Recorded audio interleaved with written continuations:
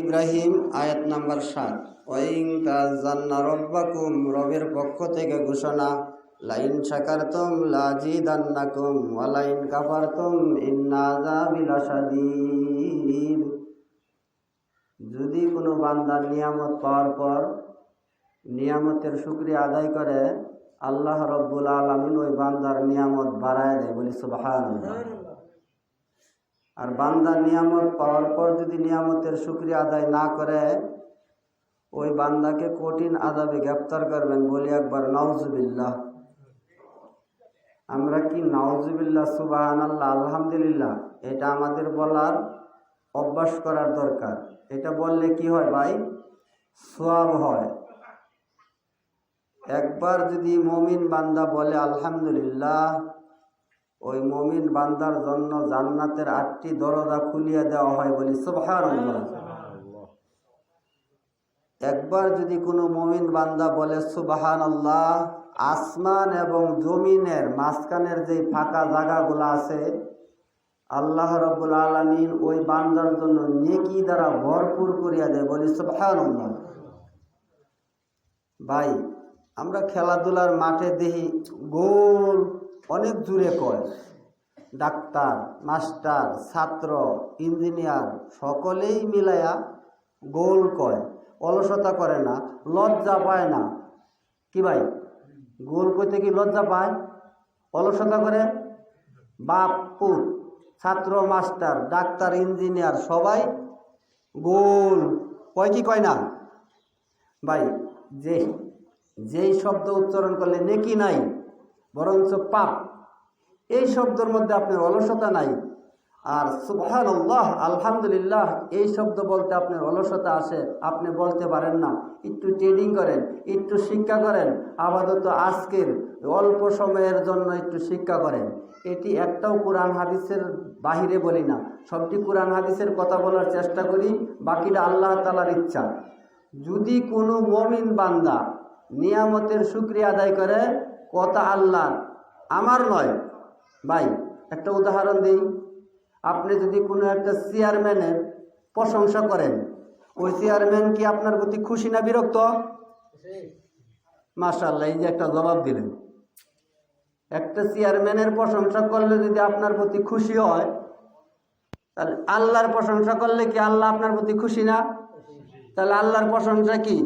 প্রশংসা সবই কেবল তোমারই রব্বুল আলামিন। শুধু একমাত্র প্রশংসা করব আল্লাহ। যদি কেউ আল্লাহর প্রশংসা করে, আল্লাহ ওই বান্দার নিয়ামত বাড়াইয়া দিবে। বলি একবার সুবহানাল্লাহ। আজকের যে কোরআনের আয়াতের আলোচনা আপনাদের সম্মুখে করার নিয়ত করছি, এই আয়াতে 4টা বিষয় জানাইছে। এই 4টা বিষয় আমরা জানার পরে মানার চেষ্টা করব, মনে মনে নিয়ত করব, অন্যজনকে জানায় দিব। আমি আমার পরিবারকে জানায় দিব, আমি আমার মেয়েকে জানায় দিব যে আজকের খুতবার আলোচনা এইটা হয়েছে। আর যেই মাইকের আওয়াজ মানুষ শুনতে পাইতেছে, তারাও যদি মনোযোগ দিয়ে কথাগুলো শুনে, তাদেরকেও আল্লাহ তাআলা রহমত দিবেন। আমার কথা না, সূরা আরাফ আয়াত নাম্বার 204। ওয়াইযা কুরিয়াল কুরআন ফাসতামিউ লাহু ওয়া আনসিতু লাআল্লাকুম তুরহামুন। যারা নাকি আল্লাহ এবং আল্লাহ রাসূলের কথাগুলো মনোযোগ সহকারে চুপ করিয়া শুনে, তাদের উপর আল্লাহ রহমত বর্ষিত হয়। আর যারা নাকি কোরআন হাদিসের কথাগুলো মনোযোগ দিয়ে শুনে না, গন্ডগোল করে, তাদের উপর আল্লাহর অভিশাপ। গন্ডগোল করত তারা, কাফের যারা। কোরআনের আয়াতে আল্লাহ রাব্বুল আলামিন জানায় দিলেন, وقال الذين كفروا لا تسمعوا لهذا القرآن والغوا فيه। ভাই, রাসূল কোরআন তেলাওয়াত করলে কাফেরেরা গন্ডগোল করত, কাফেরেরা ঢুল ডগর চিল্লা বিল্লা করত। হই হুল্লা রই রই ঝুমুর ঝুমুর নাচ আর গান করতো তারা কাফের চারা। আর সাহাবী আজমাইন রাসূলের কথাগুলো মনোযোগ সহকারে শ্রবণ করত, তাদের উপর আল্লাহ রহমত বর্ষিত হইতো। তা আমরাও যদি মনোযোগ সহকারে কথাগুলো শ্রবণ করি, আমাদের উপর আল্লাহর রহমত বর্ষিত হবে। আর এই আল্লাহর রহমত বর্ষিত হইলে আপনার দুনিয়াও শান্তি, আখেরাতও শান্তি। শান্তির জন্য আমরা পেরেশান, শান্তি রাখছে আল্লাহ রব্বুল আলামিন ইসলামের ভিতর। আপনি শান্তি তালাশ করলেন এনজিওর ভিতর। ভাই, আপনি যদি সাগরে হারান, শহরে মাইকিং করেন, পাওয়া কি সম্ভব না অসম্ভব?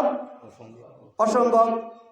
শান্তি রাখলেন ইসলামের ভিতর, আপনি শান্তি তালাশ করলেন চাকরির ভিতর, শান্তি তালাশ করলেন এনজিওর ভিতর, শান্তি তালাশ করলেন জমিনের ভিতর, শান্তি রাখছেন একমাত্র আল্লাহ রব্বুল আলামিন ইসলামের ভিতর। যদি আমরা ইসলামের ভিতর শান্তি তালাশ করি, তাহলে আমরা দুনিয়া এবং আখিরাতে শান্তি পেয়ে যাব। আর যদি ইসলামের ভিতর তালাশ না করিয়া এনজিওর ভিতর তালাশ করি, পেরেশানি দ্বারা ভরপুর থাকব। আপনারা জানেন, এনজিওর লোকেরা, ব্র্যাকের লোকেরা, তারা আপনার পরিবারকে যেইভাবে দৌড়ায়, আপনি নিজেও সেইভাবে দৌড়াইতে পারতেন না। আপনারাও দেখেন, তারপরেও আমি আপনাদের জানাই দিচ্ছি, ব্র্যাকের লোকে, এনজিওর লোকে যখন তারা কিস্তি নেওয়ার জন্য আসে, যখন আপনার স্ত্রী, আমার স্ত্রী, আপনার মেয়ে, আমার মেয়ে, ওই অফিসার আইলে যেইভাবে বই নিয়ে দৌড় পারে আপনার কথায়, সেইভাবে আপনার স্ত্রী দৌড় পারে না। এই জন্য আমি বইলা থাকি, রাস্তা নষ্ট করে ট্রাকে, বেডটাইন নষ্ট করে ব্রাকে, দেশ নষ্ট করলো সমিতি, মসজিদ সুন্দর করছে কমিটি। ভাই, কমিটি গঠন করে মসজিদ সুন্দর করি না? আমরা কমিটি গঠন করে একটা মসজিদ টাচ করি, সুন্দর করি। মসজিদটা কিভাবে সুন্দর হয়?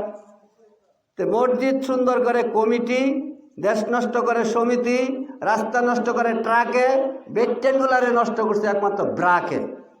ব্রাকের অফিসার আইলে যেভাবে বেডটেনগুলো দৌড় পারে, স্বামীর অর্ডারে এইভাবে বেডটেনগুলো দৌড় পারে না। পারে? আপনি মাঠের থেকে যায় পানি চায় দেখেন, অনেক মহিলারা, আমি তো শুনি, মাঠের থেকে কাজ করে যায় আপনার স্বামী, মাঠের থেকে কাজ করে দেয়, যদি এক গ্লাস পানি চান, আপনারা দৌড়া পানি দিত না। কেউ আস্তে ধীরে দিতে পারে, কেউ নাও করতে পারে। সকল মহিলা যে একরকম তা কিন্তু ঠিক না। কেউ পানি আগেই প্রস্তুতি করে রাখে দেখলেই, আর কেউ বলে তুমি বইরা খাইতে পারো না, তোমারই কি কাম, আমার কি কাম নাই, এরকম কথা আমার নিজ কানে শুনতে পাই। এই জন্য আপনাদের বোঝাই, কোরআন হাদিসের কথা খুতবার মধ্যে আলোচনা করা হয়, মানুষকে বুঝ দেওয়া হয়। কিছু মেয়ে মানুষ তো আছে না কিছু আকেল, আমি বলি নাই, রাসূল বলিয়াছেন, মেয়ে মানুষের জ্ঞান, বুদ্ধি, শক্তি, সাহস কম। একটা পুরুষ মানুষের জ্ঞান যেরকম, বুদ্ধি যেরকম, একটা মেয়ে মানুষের জ্ঞান বুদ্ধি এরকম না। একটা পুরুষ মানুষের শক্তি যেরকম, সাহস যেরকম, একটা মেয়ে মানুষের শক্তি আর সাহস এরকম না। আমি বলি নাই, রাসূল বলিয়াছেন, না কিছু আকেল, মেয়ে মানুষকে আল্লাহ তাআলা আকেল জ্ঞান কম দিয়েছে। বলতে পারেন মেয়েই তো রাষ্ট্র চালাইতেছে, না, আপনি যা দেখেন গা, মেয়ে পুরুষের পরামর্শ নিয়ে রাষ্ট্র চালাইতেছে, তার মাথায় চালায় না। হয়তো মেয়ে প্রধানমন্ত্রী থাকতে পারে, কিন্তু মেয়ের আপনি দেখেন গা, সে ওই মেয়েটা পুরুষের কাছে থেকে পরামর্শ নিয়ে সে রাষ্ট্র চালায়, সে চালাইতে পারে না। কাজেই এটা আমার বাপদাদার কথা না, আমার বানানো কথা না, রাসূলের কথা। না কিছু আকেল, মেয়েদেরকে আল্লাহ তাআলা আকেল কম দিয়েছে, শক্তিও কম, সাহসও কম। কি ভাই, পুরুষ মানুষের মতো কি মেয়েদের সাহস আছে? পুরুষ মানুষের মতো মেয়েদের বুদ্ধিও নাই, শক্তিও নাই। এই শক্তি ছাড়া মেয়েগুলা দাপটের উপর চলে। কেন? এই মেয়ে মানুষগুলার শিক্ষা নাই। এই মেয়ে মানুষগুলার কি আছে? কি নাই? শিক্ষা নাই। আপনি বলতে পারেন, হ্যাঁ আমার মেয়ে আইএ পাস, বিএ পাস করছে, মাস্টার ডিগ্রি, আমার মেয়েরা আপনি বলতেছেন শিক্ষা নাই। না, আমি বলবো শিক্ষা নাই। শিক্ষা তিন প্রকার, একটা হলো অশিক্ষিত, একটা হলো কুশিক্ষিত, আরেকটা হলো সুশিক্ষিত। যেই মেয়ে তার বাবাকে শ্রদ্ধা করতে জানে না, যেই ছেলে তার বাবাকে শ্রদ্ধা করতে জানে না, ওই ছেলেরা আমি বলবো অশিক্ষিত।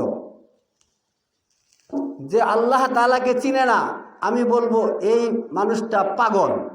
যে আল্লাহর কথা মানে না, আমি বলবো এই মানুষটা যদিও শিক্ষিত, এই মানুষটা শিক্ষিত না। এই মানুষটার ব্যাপারে আল্লাহ কি জানাই দিয়েছেন? এই মানুষটা হইছে শিক্ষিত শয়তান। কোরআনের কথা খেয়াল করে নেন, আল্লাহ রাব্বুল আলামিন জানাই দিয়েছেন ইন্নাহু কানা যালুমান জাহুলা, তারা আলেম নয়, তারা জালেম।